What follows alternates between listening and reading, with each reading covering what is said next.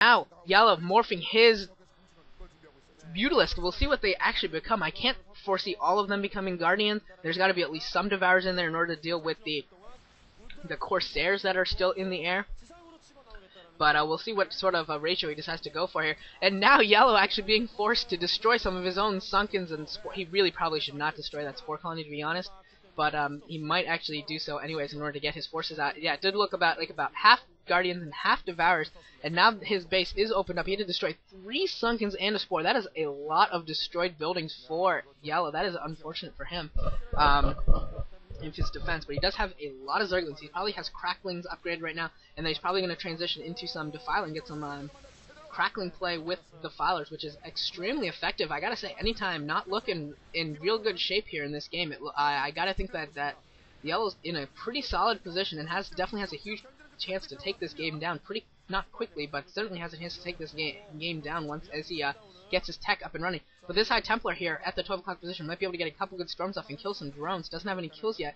Don't know what he's waiting for. Don't know what he's waiting for. Where's the storm? He must not have energy or he's not paying attention. But this base at the 3 o'clock is already down.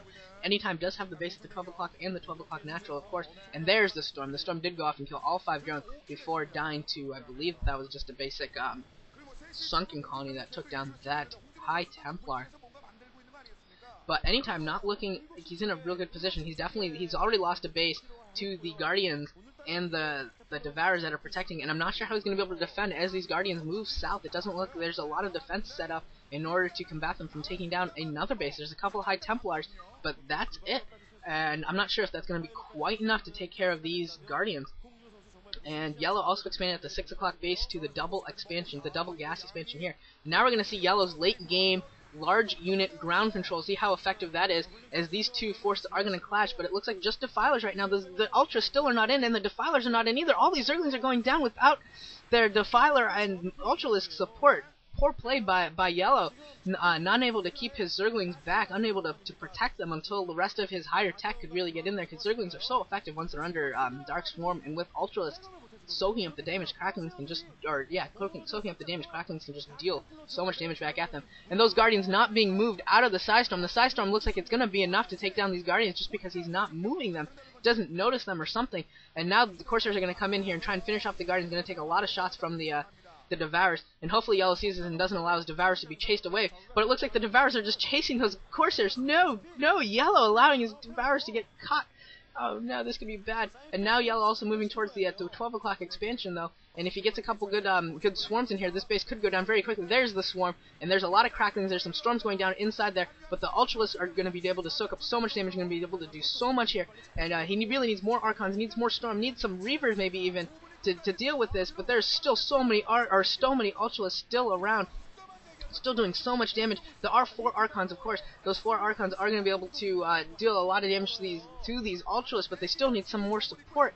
And these Ultralisks look like they're going to be able to take down that base. And at the same time, Yellow going to the natural expansion of Anytime, and he might actually be able to do a lot of damage here. A lot of Cracklings as well as some Ultralisks here. And there's no forces for Anytime in any way, shape, or form. Anytime being forced to defend on 2 fronts, and he has no forces here at his natural other than a couple of Archons, and those Archons are going down very, very quickly. His entire front is at risk. His entire front has fallen. All the cannons are down. Now his bases are starting to fall, and the Reavers in time for Anytime are able to save the base, able at the natural expansion of the 12 o'clock position. And that, not really sure what that Defiler's doing. Not casting Swarm, not casting Plague. It looks like it just wants to die to Defilers or something. Not really sure what's going on there.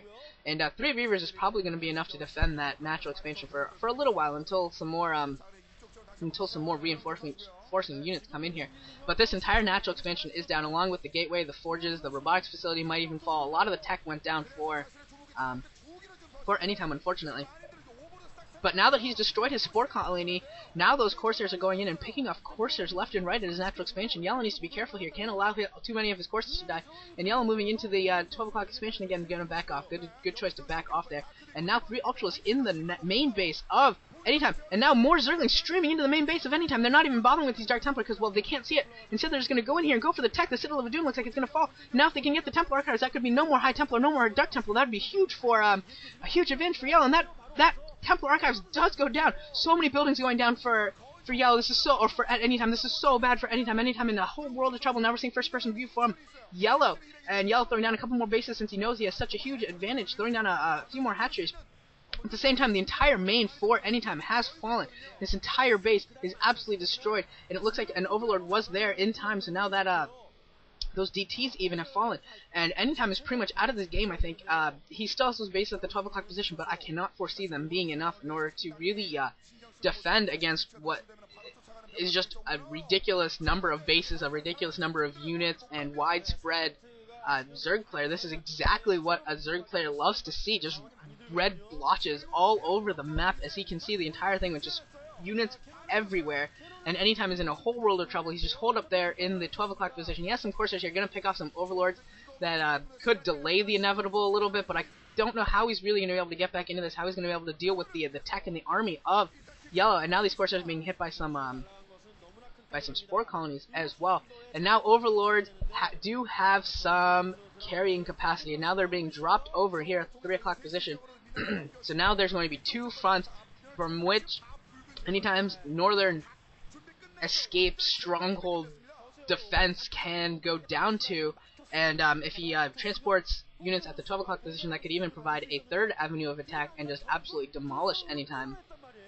But I think he's happy just with these two bases, or two fronts of attack. A couple DTs coming out, going to take down this expansion hatchery.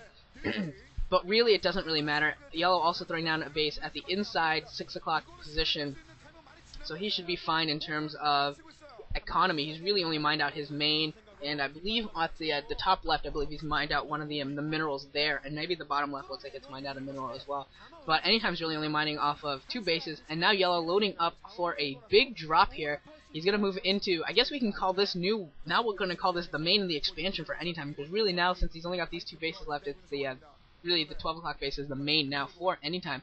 And that DT at the 6 o'clock position just chilling out, not even really doing anything.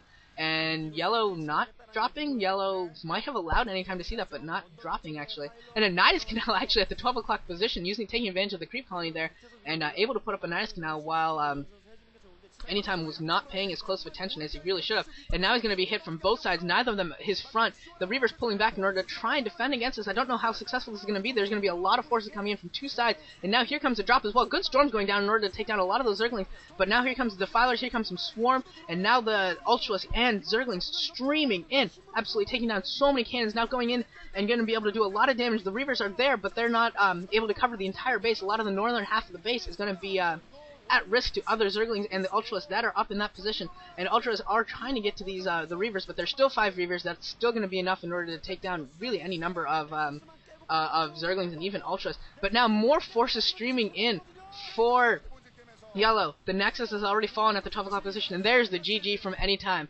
GG from Yellow. That was a very fun game to watch. I hope you guys all enjoyed that. Yellow playing absolutely fantastically. Anytime doing his best. The air battle at the beginning, Yellow able to win with at the beginning, able to win the air battle between Mutalisks and Scourge versus Corsairs, and that usually is a tough position for Zerg players. But we saw Yellow with some quite good micro. Anytime not able to control his Corsairs as well as he maybe should have, and as soon as he lost that air battle, Yellow was able to expand across the map, gain some more gas expansions, and really tech up. And once he was able to tech up, he really took Anytime down. Both ace players having a good confrontation here, very respectful of each other, saluting the crowd, and I hope you all enjoyed that as much as I did. I had a fantastic time, and I will be going on to the next set. It's going to be Nalra and Kingdom. I will see you in the next set.